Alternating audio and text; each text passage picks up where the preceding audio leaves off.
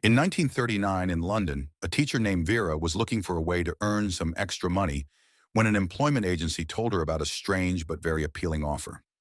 A wealthy married couple named the Owens had sent a letter asking Vera to come work for them as both an assistant and a secretary. The job would take place at their home on a remote island called Soldier Island, off the coast of Devon. The pay was incredibly high, and if she did well, there was even a chance it could become a permanent position. Naturally, Vera accepted. Before long, she traveled by train to the harbor, and when she arrived, she found 5 other invited guests already waiting there. They were all taken across the sea by a boatman named Narracott, whose services had been specially hired by the billionaire couple. After a long trip over the water, they finally reached Soldier Island, where they were welcomed by 2 house servants, Thomas and Ethel, who had also been employed by the mysterious Owens. The 6 of them were then led to a grand mansion standing in the middle of open grassland. Once inside, they found that 2 more guests had already arrived ahead of them, bringing the total number of people on the island to 10. There was Vera Claythorne, the teacher hired to serve as the Owens' secretary, Philip Lombard, an explorer, Wargrave, a judge, Bloor, a detective, Armstrong, a doctor, MacArthur, a general, Brandt, a deeply religious expert in children's moral education, Marston, a reckless young man from a wealthy family, and of course the 2 servants, Thomas and Ethel. As everyone settled into their rooms, each person was shown doing their own thing. Brandt calmly drank tea, MacArthur looked at an old photo with his wife, Marston casually took drugs, Dr. Armstrong's hands shook with a noticeable tremor, Wargrave took medicine for his illness, and Philip Lombard quietly hid a pistol in his drawer. In every room there was also a poem called 10 Little Soldiers, a chilling rhyme about soldiers dying one by one.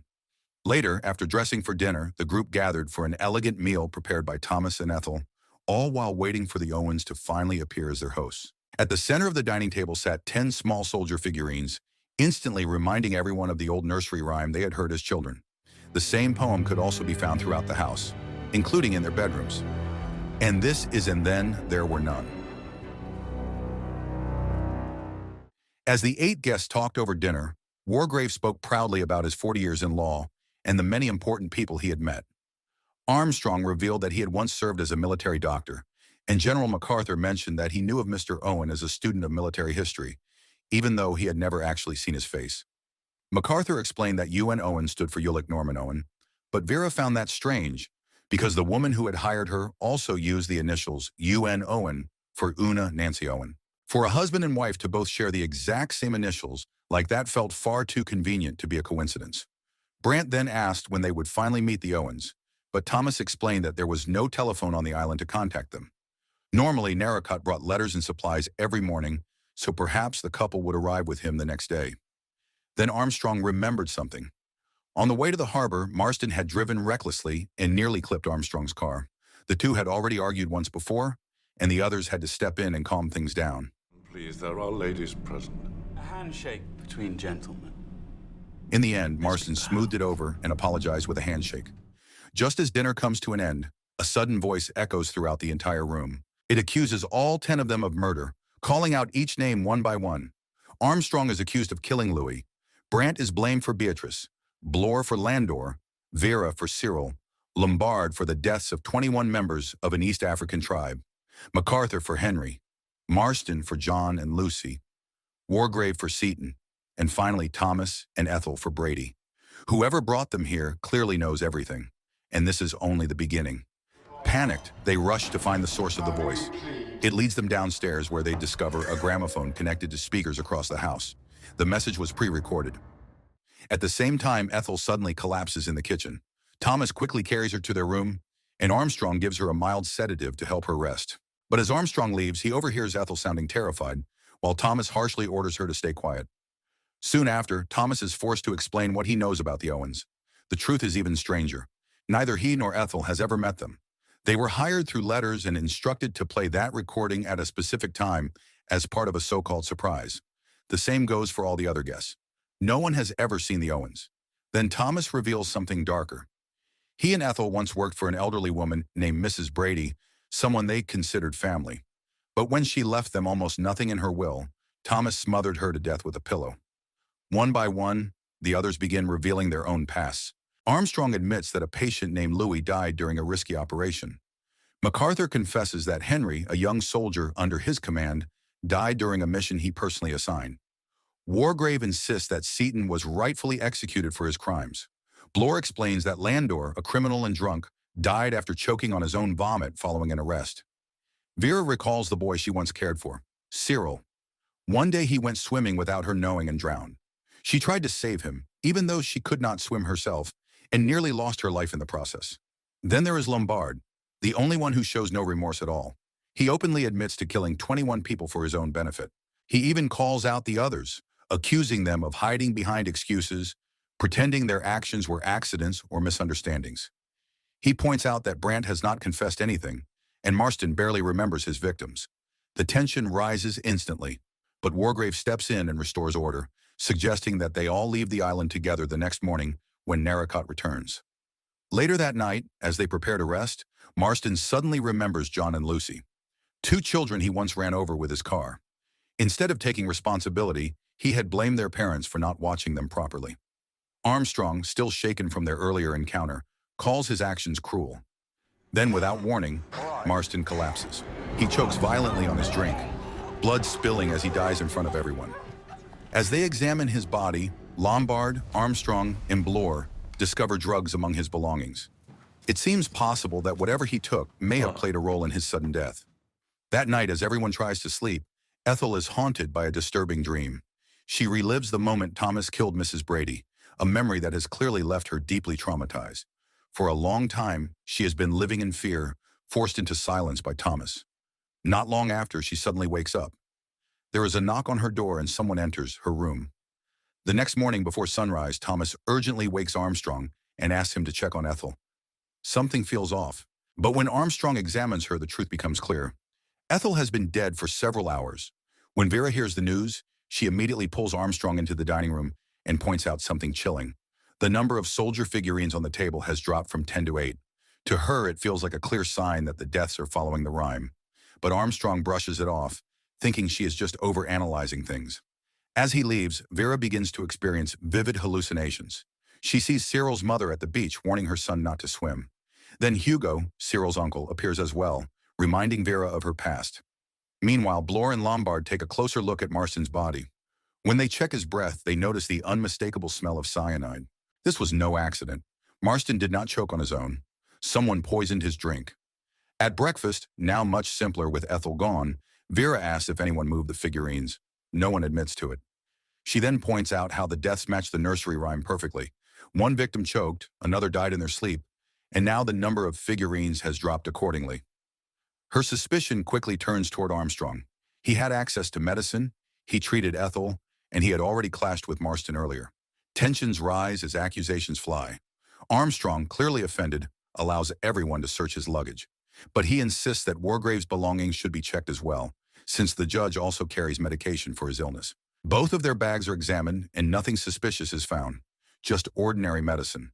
Vera apologizes, but Armstrong is furious at being accused and lashes out before storming off. Rights for women? You fuss. Dr. Armstrong. Who the hell do you think you are? Later, Vera questions Lombard about his past. Without hesitation, he explains that he once stole diamonds from an African tribe and admits there are many more people he has killed for personal gain. Elsewhere, General MacArthur sits alone, lost in his thoughts. He remembers the day Henry died. It was not a casualty of war as he once claimed. The truth is far darker. Henry was shot, and MacArthur himself was responsible. With no sign of the Owens anywhere, and Thomas claiming he has been on the island for a week without ever seeing them, Lombard begins to form a theory. He believes the Owens might be hiding somewhere along the rocky shore. He and Bloor go to investigate, searching beneath the cliffs and along the rocks. But they find nothing, no sign of anyone else on the island. After searching the shoreline and finding nothing, Lombard and Bloor return to the house and run into Armstrong. Not long after, a sudden noise comes from Marston's room. Lombard immediately assumes it could be Owen and quickly grabs his gun before opening the door. But instead of a hidden mastermind, they find Thomas simply taking a tent from under the bed, planning to sleep somewhere else rather than share a room with a corpse. With no sign of rescue yet, the group begins packing their belongings and waits for Narracott to arrive. Thomas stays behind, still bound by his contract, while General MacArthur seems convinced that no one is coming at all. After briefly meeting MacArthur near the cliff, Vera returns to the house and notices Wargrave calmly sunbathing. She then spends some time speaking with Brandt, who finally reveals her past. Beatrice was once a war orphan who worked as her maid. When Beatrice became pregnant outside of marriage, Brandt, driven by her strict beliefs, threw her out. Desperate and alone, Beatrice later took her own life by stepping in front of a train. As Vera heads back inside, Blore, who is nearby, notices a group of birds circling near the cliff. Something feels off, so he goes to investigate. There he discovers MacArthur's body. The general has been killed, struck down with a heavy object. When Vera learns of his death, she immediately checks the figurines on the dining table. Just as she feared, one more is gone. Only 7 remain. The pattern is continuing exactly as the rhyme describes. The group gathers again, trying to piece together who Owen really is. Blore reveals that Lombard is carrying a gun. Lombard explains that he was instructed through a letter to bring it for security in case trouble broke out on the island. He was essentially hired as protection. They soon realized that every one of them was invited through the same agency, arranged by a man named Isaac Morris. Wargrave begins questioning why each of them agreed to come. He himself was invited under the pretense of meeting an old acquaintance, and was told the island would help with his health. Brandt was asked to educate children who do not even exist. Blore was hired to watch over someone hiding a secret, and was given a full list of the guests. Armstrong was brought in to treat a supposedly ill wife. Then Wargrave points out something unsettling. The names Ulick Norman Owen and Una Nancy Owen both share the same initials, UN Owen. When spoken together, it sounds like unknown. That realization changes everything. Wargrave concludes that Lombard may be right about one thing. The killer is indeed on the island, but not hiding outside. The killer is inside the house, and must be one of them. Suspicion quickly falls on Thomas. He moves around quietly, has access to every room, and Armstrong even overheard him threatening Ethel the night before. But Lombard refuses to believe it. He insists there must be someone else, an 11th person hiding somewhere on the island, and he is determined to find and kill them. Not long after, Thomas calls everyone for dinner, but by now, trust is completely gone. Some of them refuse to eat, fearing the food might be poisoned. As the day ends and Narracott still has not arrived, the situation becomes undeniable. They are completely cut off. With no other choice, they retreat to their rooms. Fear takes over. Suspicion grows stronger. One by one, they lock their doors, alone with their thoughts, knowing the killer is still among them.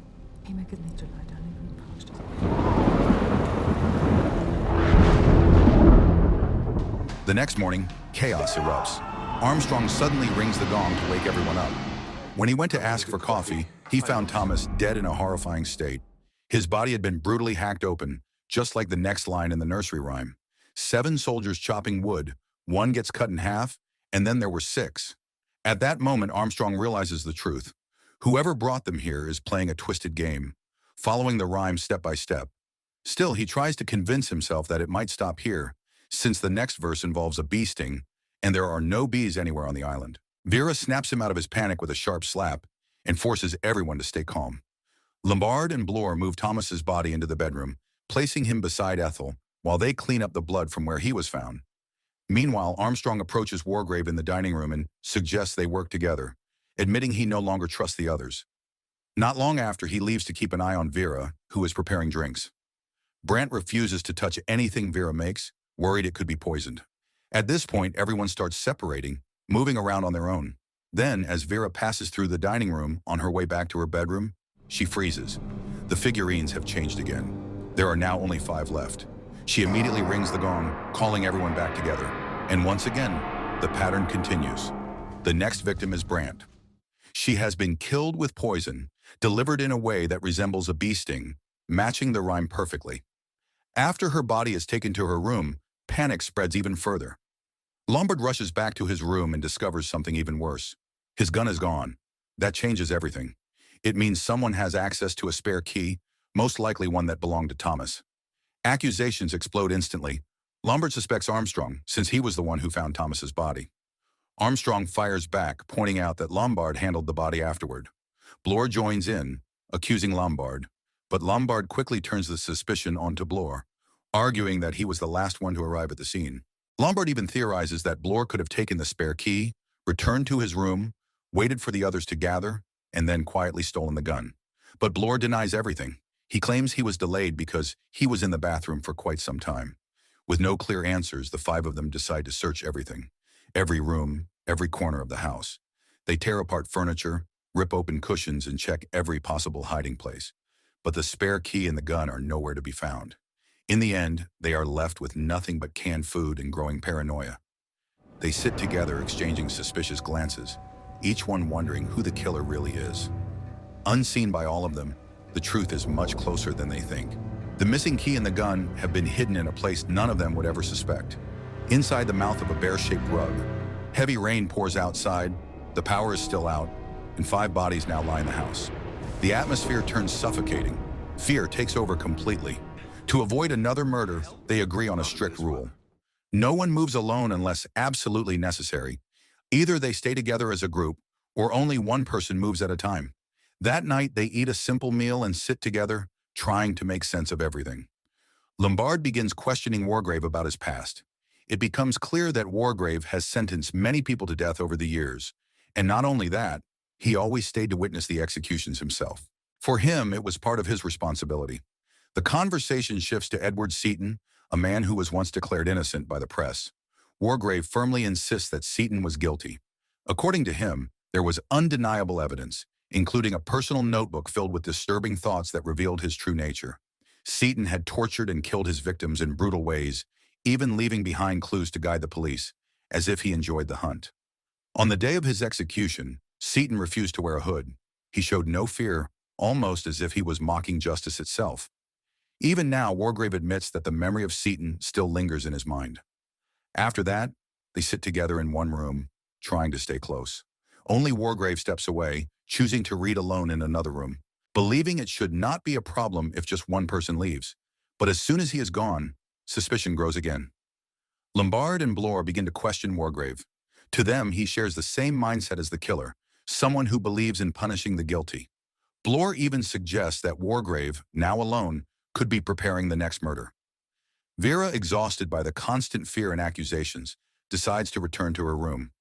She allows the others to watch her if they want, but she cannot take the pressure anymore. Alone in her room, her mind begins to unravel. Memories from her past come flooding back. She recalls her relationship with Hugo, Cyril's uncle, and how far things had gone between them. The guilt she has buried for so long starts to resurface. Soon, her fear spirals out of control. She begins seeing Cyril everywhere, feeling as if something is choking her. Overwhelmed, she collapses. Her scream brings the others rushing in. Lombard, Bloor, and Armstrong help her regain consciousness. One by one, they step out of the room briefly, each finding an excuse. Armstrong to get medicine, Bloor to bring a drink, Lombard to fetch wine to calm her down. As they gather again, something strange catches their attention. There is a hook on the ceiling in Vera's room, something that does not exist in any of the other rooms. Moments later, they realize something even more unsettling. Wargrave has not returned. Despite Vera's scream echoing through the house, he never showed up. They go to check on him, and once again, the worst has happened.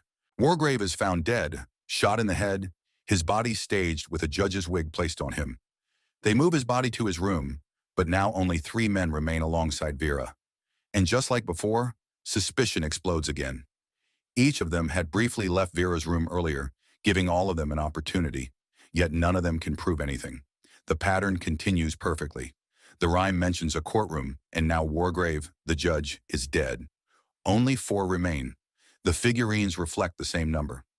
With fear and hopelessness taking over, they begin to lose control. To escape the pressure, they turn to alcohol and drugs, trying to numb themselves and forget the nightmare they are trapped in. As the tension pushes them further, they begin drinking heavily, trying to escape the fear. In that state, Armstrong starts suggesting something unsettling. He points out how close Lombard and Vera seem, hinting that the 2 of them could actually be the mysterious Mr. and Mrs. Owen. After a while, they all retreat to their rooms. But Lombard, still caught up in the moment, goes to Vera's room and gets closer to her. At the same time, Bloor hears footsteps outside. When he checks the stairs, he realizes it is Armstrong, moving around suspiciously. Bloor immediately reports this to Lombard, now convinced that Armstrong is the real killer. Vera is told to stay in her room and lock the door, while Lombard and Bloor go out to search for Armstrong. Left alone, Vera's mind drifts back to the past. After Cyril's death, the guilt and trauma had pushed her to the edge. She had even been admitted to a mental institution. Hugo visited her there and later decided to take Cyril's mother away, hoping distance would help her heal. Vera once asked Hugo to stay with her, but he chose to return to his own life instead, leaving her behind. Meanwhile, Lombard and Bloor search the entire island, but Armstrong is nowhere to be found. When they return, something feels even more off. The figurines have dropped to 3, and strangely, Lombard's missing gun is now back, lying on the bed. Suspicion rises again. Lombard and Bloor begin accusing each other since they had split up during the search. Either of them could have killed Armstrong, but Vera sees it differently. She recalls the next line in the rhyme. 4 soldiers go out to sea, 1 is taken by a red herring, and then there were 3. To her, the phrase red herring suggests deception. It could mean Armstrong is not actually dead, but hiding somewhere. After all, Armstrong had earlier suggested playing music to calm everyone down. That could have been the perfect moment for him to carry out another murder, including Wargrave's. The suspicion against Armstrong grows stronger. Then Bloor finally admits the truth about his own past. Lander did not die by accident. Bloor had killed him, brutally stomping him to death. With that confession, they decide on a plan. They will find Armstrong and kill him before he can strike again. They even plan to light a fire on the cliff at night, hoping someone might see it and come to their rescue. Without wasting time, Vera and Lombard pack their things and head toward the cliff. But Bloor, convinced that Armstrong is still inside the house, stays behind, ready to confront him with a weapon. As time passes and Bloor does not return, Vera and Lombard begin to worry. Lombard tells Vera to wait while he goes back to the house to check on him. But the rhyme continues, just as before. 3 soldiers go to the zoo, 1 is taken by a bear, and then there were 2. Bloor is found dead, stabbed brutally, his body wrapped in a bear rug. Now only Vera and Lombard remain. They immediately search the island again, desperate to find Armstrong. Eventually, Vera spots something near the rocks. When they get closer, they discover the truth. It is Armstrong's body, which means he was never the killer. Now, with only 2 of them left, the situation becomes even more dangerous. Lombard begins to believe there must be an 11th person on the island, but Vera starts thinking differently. Lombard had returned to the house earlier. He had the opportunity to kill Bloor. In that moment, with no one else left to trust, Vera seizes her chance and grabs the gun. Now it is just the 2 of them, facing each other, both convinced the other is the killer. As Lombard tries to take the gun back, Vera reacts instantly. She fires multiple times, killing him on the spot. I need the gun!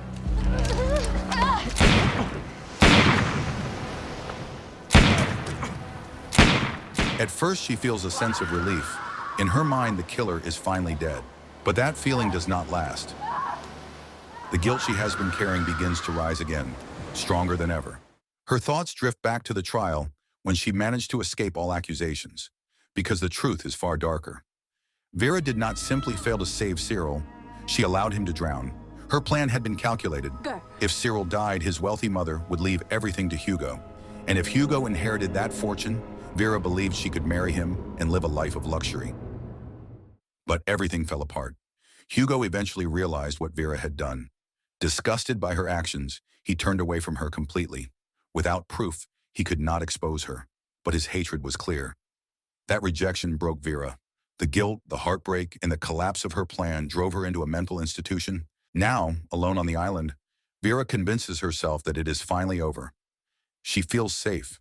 She walks back into the mansion with a strange sense of calm, even imagining Cyril beside her. But the moment she enters her room, everything changes. The hook on the ceiling, which had been empty before, now holds a rope. A chair sits directly beneath it. Vera's fragile mind begins to crack. Overwhelmed by guilt and haunted by memories of Hugo, she slowly gives in to the suggestion planted in her mind. Almost without realizing it, she steps onto the chair and places the rope around her neck. Then the door opens. In her unstable state, Vera believes it is Hugo, but the truth is far more terrifying. Wargrave is still alive. The man they all trusted to be dead has been orchestrating everything from the very beginning. Earlier, when Armstrong asked him to work together, Wargrave used that opportunity to manipulate him. He staged his own death, using a fake gunshot wound, knowing that Armstrong would convince the others to move his body without a proper examination. It was all part of his plan. Later that night, he lured Armstrong outside, claiming he had seen something near the shore. In reality, it was a trap. Armstrong was killed to fit the next line of the rhyme. Every death had been carefully executed. No one suspected the frail elderly judge. Now, with Vera as the final piece, Wargrave reveals his true motive. He wanted to judge those who had escaped justice. But more than that, he wanted to create something unforgettable. Inspired by Seaton's twisted mind, Wargrave saw this as his final masterpiece. A perfect crime. a sequence of murders carried out with precision, leaving behind nothing but bodies and no clear killer. His obsession runs even deeper. Since childhood, he has felt a strange satisfaction in witnessing death. After 40 years of sentencing people to die, his mind had been shaped by it, and now facing a terminal illness, he chooses to end his life by creating one last, extraordinary act. A case that would confuse the world, a mystery no one could ever solve. From the very beginning, he had chosen Vera to be the last survivor. She was the most fragile, the most haunted, the easiest to break. Even the rope in her room had been prepared in advance. As Vera struggles, begging for help, Wargrave shows no mercy. He pulls the chair away. And just like that, Vera becomes the final victim. With his plan complete, Wargrave calmly walks to the dining room. He wipes the gun clean of his fingerprints, then positions it carefully. Finally, he pulls the trigger beneath his chin, sending the weapon flying across the room, making it look as if someone else fired the shot. And with that, his masterpiece is finished. 10 people brought to an isolated island, 10 bodies left behind, and no killer to be found. So the moral of the story is, if a rich stranger invites you to a creepy island with no phone, a murder poem in every bedroom, and 10 little statues on the table, maybe just stay home and drink tea.